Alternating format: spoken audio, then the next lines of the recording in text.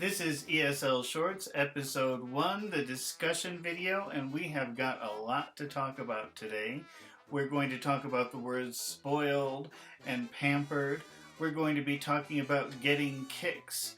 We're going to talk about the phrasal verb warm up, and so much more.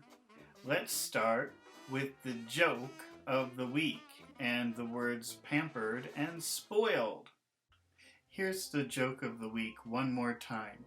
What do you get from a pampered cow? Spoiled milk.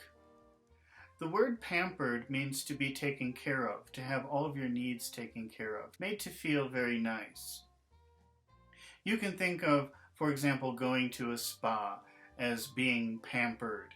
Or if you're a mother on Mother's Day, maybe your children pamper you and give you breakfast in bed and all kinds of nice things. Or if you're a father, maybe on Father's Day, you get all kinds of nice things. You get taken care of. That's what pampered means. And it's a good word. It's a positive word. To feel pampered means to feel nice, to feel good, to feel taken care of. The word spoiled is similar to the word pampered sometimes, but it's much more of a negative word. You have to think about the child where the parents never say no. The parents always say yes to the child. This child is taken care of very nicely, right? Because he never hears the word no. He gets whatever he wants, any toy, any kind of candy, whatever. But what happens when he becomes an adult? He's not a very good adult, is he? And what spoiled means is no good anymore. And we use it to talk about food that you can't eat. So imagine if you buy some milk and you leave it outside in the warm weather for a week, you can't really drink it. It's spoiled milk. It's no good milk anymore. You can't use it anymore. It's no good to anybody anymore. You can also use that to talk about. Food. So a spoiled child is a child who never hears the word no, and when they become an adult, they're no good anymore. They're no good to anybody. So that's why spoiled and pampered can mean the same thing. Sometimes, although spoil is a negative word, it can be used in a positive way. You can say spoil yourself, and that means maybe go to a spa where nobody will say no to you. You'll get a massage, you'll get whatever you want. So sometimes pamper and spoil can mean the same thing, but usually pamper is a much more positive word, and spoil is usually a negative word, but not always. Now, the expression of the week is to get a kick out of something. And to get a kick out of something means to really enjoy something. It makes you smile. It makes you laugh. It's really something that you enjoy doing. So if I say I get a kick out of playing with my dogs, that means I really enjoy playing with my dogs. It makes me laugh. It makes me smile. Now, don't confuse this with another phrase, which is to get your kicks. And that also means to enjoy something, but that means to enjoy something in almost a sexual way. So, did you ever have like a really unkind, mean boss who seemed to really enjoy telling you what to do or being mean to you? You might say, he gets his kicks telling me what to do. And that means he enjoys telling me what to do in almost a sexual way. Or did you ever meet somebody who enjoys tricking other people or lying to other people? You might say, he gets his kicks lying to people. That means it's almost a sexual enjoyment for him to lie to people. So two different words, they both mean, or two different phrases, they both mean enjoy doing something, but one is a little bit more intense, a little bit stronger.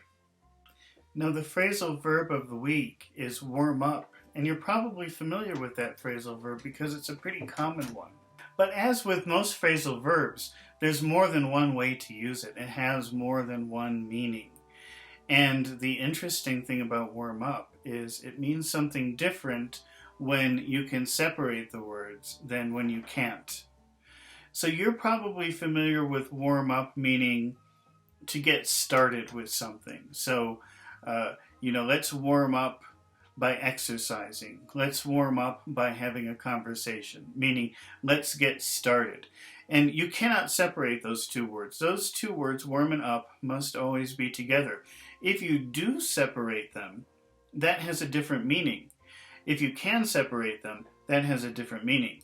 That means change the temperature, make it warmer, warm up the coffee, warm the coffee up. You can separate those two. You can put the object inside the verb.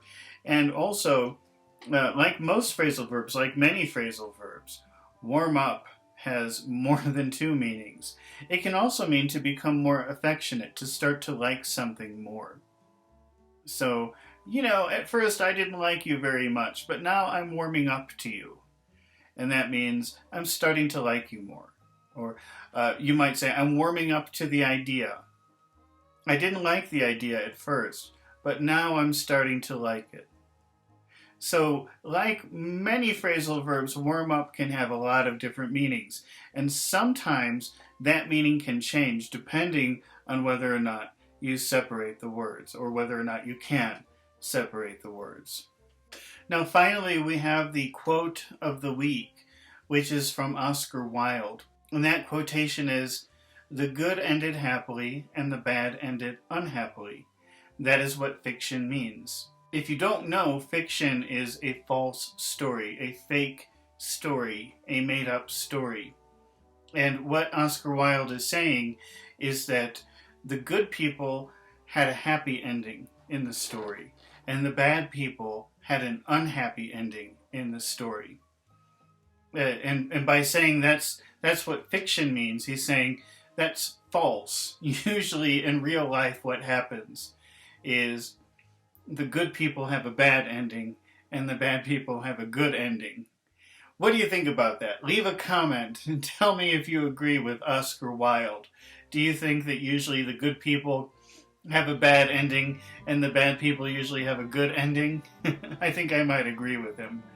Well, that is the end of episode 1 of ESL Shorts, and I think that we have covered a lot of information today.